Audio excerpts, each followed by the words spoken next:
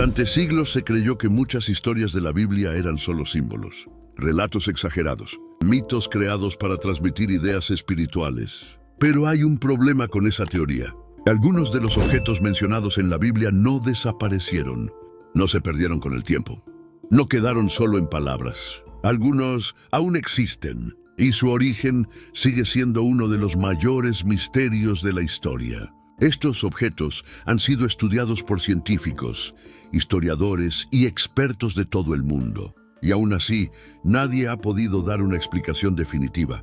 Este video no busca imponer creencias, busca mostrar hechos, cosas reales, documentadas, objetos que podés ver hoy y que incomodan tanto a creyentes como a escépticos. Porque si estos objetos son auténticos, entonces la historia que los rodea no puede ser ignorada. Hoy vamos a hablar de algunos de los objetos bíblicos más misteriosos que aún existen. Y empezamos con uno que ha desconcertado a la ciencia durante décadas. El primer objeto es el sudario de Turín, una simple tela de lino. A simple vista parece solo eso, pero cuando se la observa con detalle, aparece algo inquietante. En la tela se ve la imagen de un hombre que presenta todas las marcas de una crucifixión romana. Heridas en las muñecas y los pies, marcas de latigazos en la espalda, una herida profunda en el costado y señales claras de una corona de espinas. Lo más extraño es que la imagen no está pintada. No hay pigmentos, no hay trazos de pincel, no hay restos de tinta. Cuando se analiza como negativo fotográfico, la imagen se vuelve aún más clara, como si la tela funcionara como una fotografía siglos antes de que la fotografía existiera. Muchos creen que esta tela envolvió el cuerpo de Jesús de Nazaret después de la crucifixión. Otros dicen que es una falsificación medieval. Pero incluso los críticos admiten algo inquietante. Nadie ha podido explicar exactamente cómo se formó la imagen.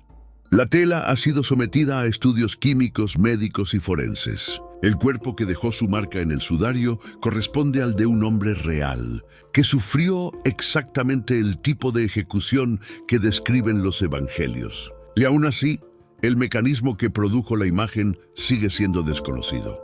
No es pintura, no es quemadura, no es contacto directo con el cuerpo. Es como si la imagen se hubiera impreso desde el interior hacia el exterior. El segundo objeto nos lleva directamente al momento más brutal de la crucifixión, la corona de espinas. Según la tradición, esta corona fue colocada sobre la cabeza de Jesús como burla por los soldados romanos. Hoy, una reliquia venerada como la corona de espinas se conserva y ha sido protegida durante siglos. No se trata de un simple símbolo. Históricamente, el uso de coronas de espinas como instrumento de tortura está documentado en castigos romanos. No era solo humillación, era dolor físico extremo. Las espinas largas perforaban el cuero cabelludo, provocando hemorragias intensas. El objeto que se conserva ha sido estudiado y coincide con plantas espinosas de la región de Judea. Lo inquietante no es solo que exista, sino la continuidad histórica de su custodia. A lo largo de los siglos, reyes, emperadores y líderes protegieron este objeto como algo real, no simbólico. El tercer objeto es uno de los más temidos y controvertidos, la lanza de Longinos. Según los evangelios, cuando Jesús ya estaba en la cruz, un soldado romano atravesó su costado con una lanza para confirmar su muerte. De esa herida brotó sangre y agua. Existen varias lanzas reclamadas como la auténtica, conservadas en distintos lugares de Europa.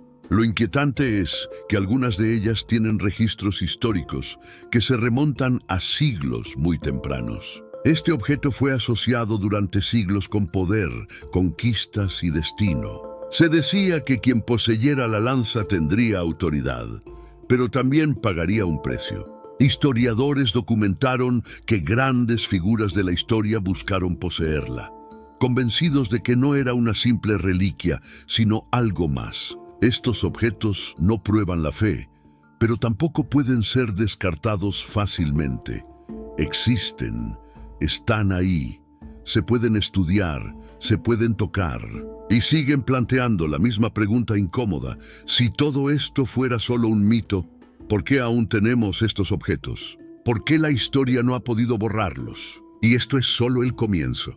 Continuamos con uno de los objetos más debatidos y, al mismo tiempo, más abundantes: los fragmentos de la cruz. Según la tradición cristiana, después de la crucifixión de Jesús de Nazaret, la cruz fue conservada y, con el paso del tiempo, fragmentada y distribuida como reliquia. Aquí surge una crítica común.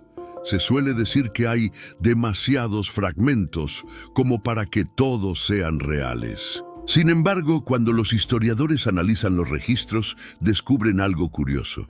La mayoría de los fragmentos son extremadamente pequeños, astillas o trozos mínimos. Y cuando se calcula el volumen total documentado, no supera lo que podría haber sido una cruz romana real. Además, muchos de estos fragmentos cuentan con registros históricos continuos, indicando dónde estuvieron, quién los custodió y cómo llegaron a distintos lugares. Esto no prueba automáticamente que todos sean auténticos, pero sí demuestra que no se trata de simples invenciones modernas. El fenómeno es demasiado antiguo y demasiado consistente para ser descartado con facilidad. El siguiente objeto nos lleva a uno de los misterios más conocidos y a la vez más malinterpretados: el Santo Grial. Popularmente, se lo imagina como una copa dorada y brillante rodeada de leyendas. Pero históricamente, el concepto del Grial es más complejo. Algunas tradiciones lo identifican como la copa utilizada en la Última Cena. Otras sostienen que fue el recipiente que recogió la sangre de Jesús durante la crucifixión. Existen varios objetos reclamados como posibles griales, conservados en distintos lugares de Europa. Lo inquietante no es solo su existencia, sino que muchos de estos objetos corresponden a copas comunes del siglo I, no a piezas lujosas. Eso encaja con el contexto histórico. Jesús y sus discípulos no habrían usado una copa rica, sino un objeto sencillo.